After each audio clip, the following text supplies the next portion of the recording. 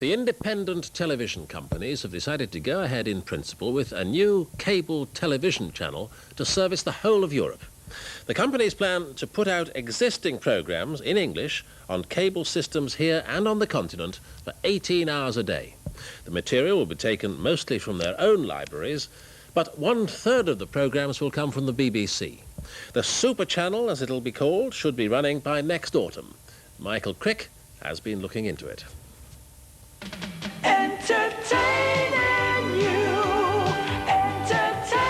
It is Rupert Murdoch's European entertainment-based Sky Channel which has encouraged the ITV companies to start their own similar service. After 3.5 years broadcasting to 13 countries, Mr. Murdoch has shown that an entertainment-based satellite channel can work. But the ITV companies know that they must act quickly to compete with Sky Channel. It is now available to more than 4 million homes around Western Europe, and it's growing all the time. It is still a risky investment, and it's most unlikely that Murdoch will break even on his investment till well into next year. But what he's managed to do is convince everybody that there is a pan-European advertising market, and the ITV people want to make sure they get a slice of the action too. Until recently, the IBA and the BBC were considering a joint satellite television system using DBS, direct broadcasting by satellite, under which signals are beamed directly from satellites to dishes on individual homes. Those plans were abandoned early this year as too expensive. This new scheme, SuperChannel, is much cheaper and involves signals going from satellites to cable stations and then on to individual homes on the various cable networks around Europe.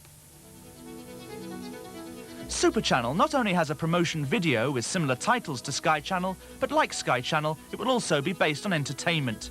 All the programmes will either be the live output of existing ITV stations such as TVAM and ITN, or programmes which have already been appearing on British screens. SuperChannel is advertiser supported, coming free to the operator, bringing subscribers non-stop entertainment from the UK. TVAM's breakfast show will start SuperChannel's daily schedule, followed at 9:25 by a morning of leisure programmes, from health to gardening.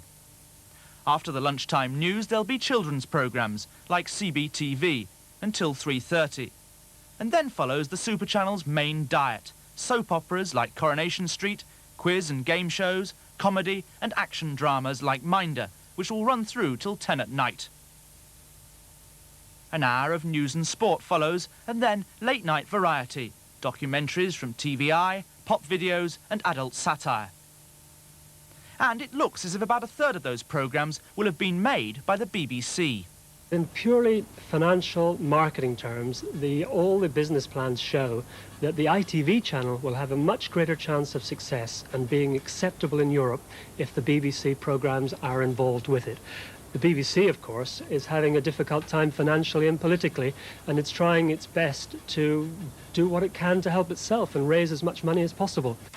After the ITV chiefs met today, they weren't giving much away. You weren't at the meeting. Can you tell us what happened? We reached a decision? I'm afraid not. No, I'm just a poor gentleman.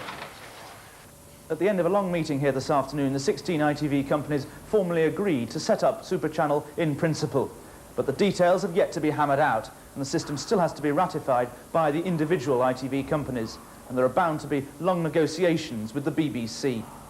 When it begins next autumn, the ITV companies will have to work hard, hoping the reputation of the BBC and ITV will make up for 4 years' head start gained by Sky Channel.